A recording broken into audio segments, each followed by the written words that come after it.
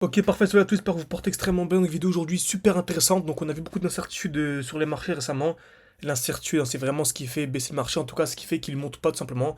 Car la masse, etc., les investisseurs détestent l'incertitude. Ils préfèrent clairement avoir une très mauvaise nouvelle plutôt que d'avoir une incertitude. Ok, donc, on a partagé donc, ces derniers temps, comme vous savez, j'ai un groupe où je partage absolument tous mes trades. Donc, mes trades d'achat, mes trades de revente, etc. Donc, on a partagé il n'y a pas longtemps. Donc, le 16 mars, une belle position sur Toncoin. Donc je pense que voilà, c'est une crypto-monnaie ultra intéressante. Donc j'attendais qu'elle explose à ce niveau-là. Dans cette vidéo, je vais expliquer pourquoi est-ce que j'ai pris ce trade. Et également, le plus important, c'est comment est-ce que j'ai pris ce trade. Et où est-ce que la crypto-monnaie va, selon moi, chuter. Parce qu'elle est bien partie vers le haut. Mais je pense clairement qu'on aura un petit retracement avant d'avoir la suite. Entre cette vidéo, le but, ça va être vraiment de vous expliquer de manière concise et simplifiée pour YouTube, simplement, donc pour le public. Voilà, à quel moment j'achète, quel moment je revends. Pour être autonome, car le but vraiment, c'est d'être autonome sur du moyen long terme. Excusez-moi, je pars de manière assez rapide, car je suis en même temps en train de suivre le trade en direct. Donc je partage en même temps avec les membres, etc. Donc si ça vous intéresse de vous former de manière sérieuse, d'avoir accès à tous mes trades, mes points d'entrée, mes points de sortie, mon portefeuille complet, absolument tout, tout en description, en commentaire épinglé, n'hésitez pas. Donc avant de voir comment est-ce que le trade se comporte, donc je vous ai partagé un petit schéma ici, donc qui est assez simplifié.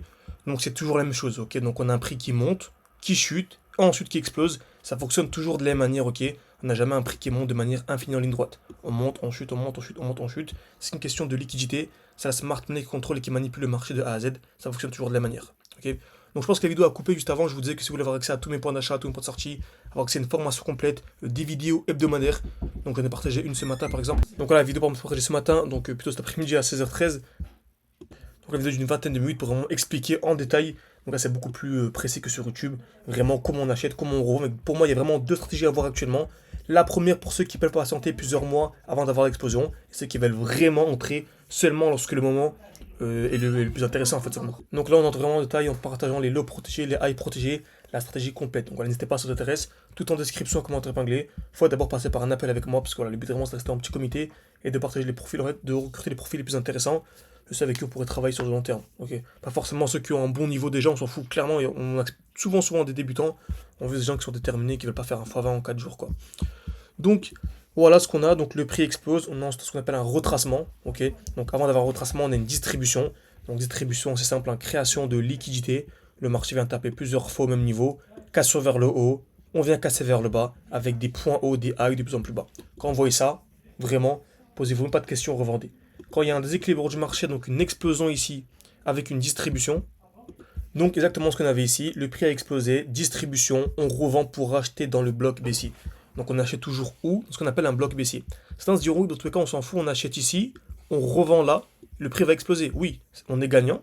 Donc si on achète ici, on revend ici, ça nous fait un, allez, on va dire 200%, on va dire que le prix remonte ici, donc 200%, ce qui fait un x3. Ok, c'est bien beau. Par contre, une personne qui achète ici, qui revend à ce niveau-là, qui rachète plus bas, donc qui gagne 50%, bah elle revend, puis elle rachète ici, donc en gros, elle fait un x2 en plus. Parce qu'elle achète ici, elle revend, elle rachète deux fois plus bas, ce qui fait qu'au lieu d'avoir le x4, par exemple, au lieu d'avoir le x3, elle passe d'un x3 à un x6.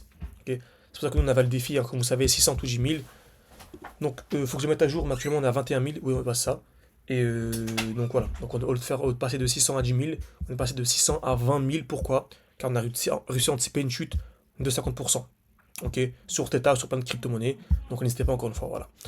Donc on revend et on rachète où? Dans le bloc baissier. Donc on sait très bien, on revend. Et souvent ici, vous voyez, je vais le préciser, mais quand on a ici de l'explosion, on vient très souvent de ce qu'on appelle un bloc haussier.